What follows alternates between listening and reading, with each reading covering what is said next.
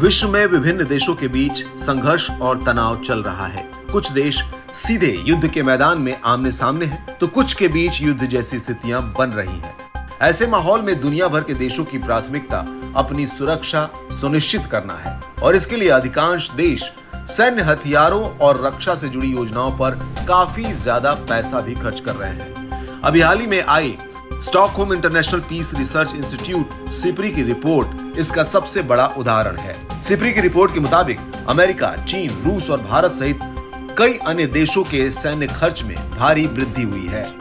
NATO सदस्यों के सैन्य खर्च की बात करें तो 2023 में 31 नेटो सदस्यों ने $1341 बिलियन का योगदान दिया है। अब नेटो देश पोलैंड नेटो प्रोग्राम के तहत न्यूक्लियर हथियारों की मेजबानी के लिए अमेरिका से बातचीत कर रहा है। पोलैंड के राष्ट्रपति आंद्रेज डूडा ने इसी हफ्ते एक इंटरव्यू में हथियारों की मेजबानी करने की पोलैंड की इच्छा को दोहराया है।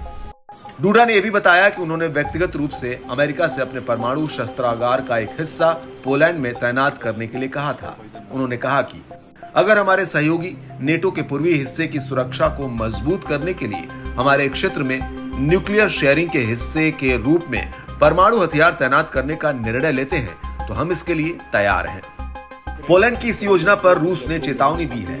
रूस के उप विदेश मंत्री सर्गेई रयाबकोव ने चेतावनी दी कि रूस पोलैंड में परमाणु हथियारों की विदेशी तैनाती को प्राइमरी मिलिट्री टारगेट मानेगा।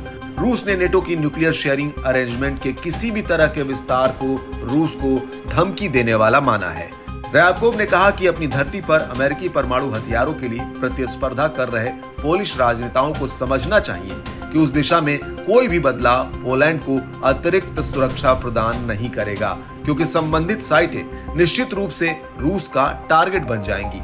आपको बता दें कि रूस ने सिर्फ पोलैंड की योजना पर ही नहीं बल्कि उसने यूक्रेन को मिले अमेरिकी मदद पर भी नाराजगी जताई और उसकी निंदा की है। इस पूरे मामले में रोचक बात यह है कि रूस खुद 2 साल से भी अधिक समय से यूक्रेन से युद्ध लड़ रहा है और अभी तक कोई नतीजा नहीं निकाल सका। इस बीच उसने अपने हथियारों की संख्या बढ़ाने के साथ ही उन्हें अपग्रेड भी किया है और दुश्मन देशों